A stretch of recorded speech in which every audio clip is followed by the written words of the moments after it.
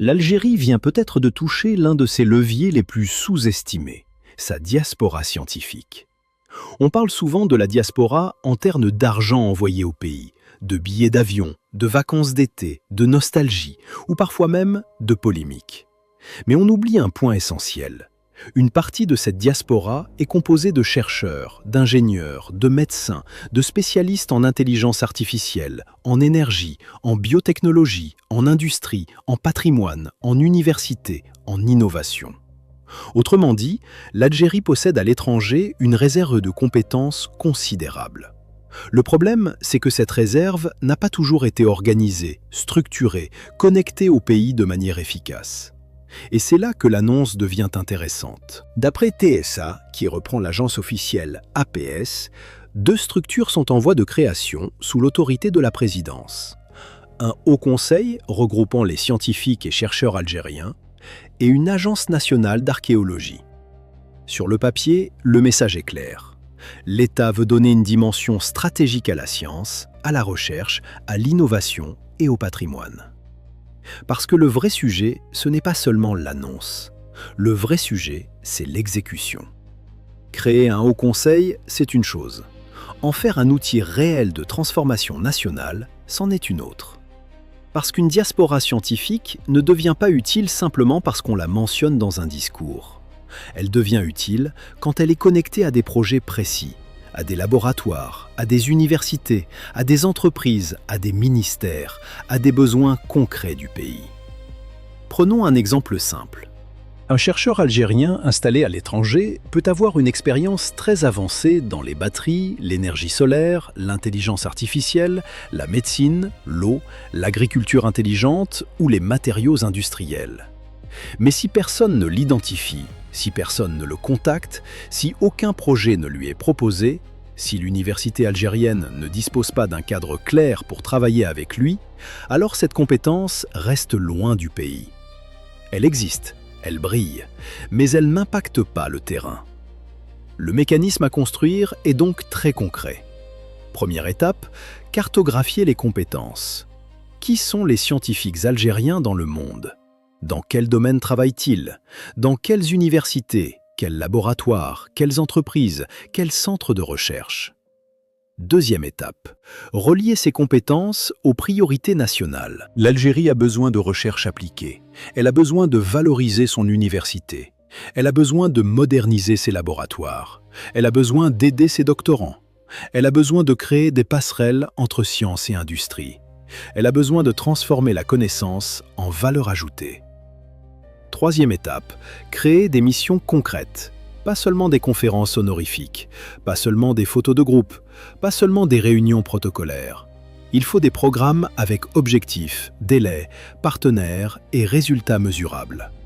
Par exemple, un chercheur de la diaspora peut encadrer une équipe doctorale pendant 1 an. Un ingénieur peut accompagner une start-up technologique algérienne. Un spécialiste du patrimoine peut aider à numériser des archives ou des sites archéologiques. Un expert en santé peut contribuer à améliorer un protocole de recherche.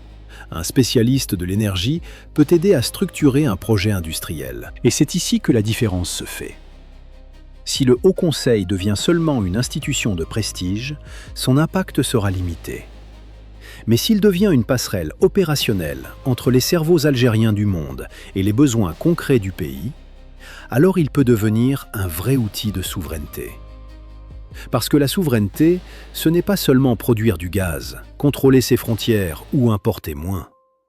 La souveraineté, c'est aussi maîtriser la connaissance, former ses cadres, protéger son patrimoine, créer ses technologies, développer ses propres méthodes. Ne pas dépendre éternellement de l'expertise étrangère quand une partie de cette expertise existe déjà chez les Algériens eux-mêmes. Et c'est là que la deuxième structure annoncée prend tout son sens. L'Agence nationale d'archéologie. L'Algérie possède un patrimoine immense. Un patrimoine ancien, profond, diversifié, parfois insuffisamment étudié, parfois insuffisamment valorisé. Mais un patrimoine, ce n'est pas seulement une fierté symbolique. C'est aussi un domaine scientifique, culturel, touristique, éducatif et économique. Préserver un site archéologique, ce n'est pas seulement le protéger physiquement, c'est le documenter, le numériser, le restaurer, le rendre compréhensible, le transmettre, le mettre en valeur sans le dénaturer. Là encore, la diaspora peut jouer un rôle. Des chercheurs algériens spécialisés dans l'archéologie, la conservation, la muséographie, l'imagerie numérique, la restauration ou l'histoire peuvent apporter une expertise précieuse. Mais pour cela, il faut un cadre clair, un cadre sérieux, un cadre qui évite l'improvisation. La zone grise aujourd'hui, c'est qu'on ne connaît pas encore les détails. Qui va composer ce Haut Conseil? Comment les membres seront-ils choisis? Quel sera son budget? Quelles seront ses missions exactes? Aura-t-il un pouvoir consultatif seulement ou un vrai rôle de coordination?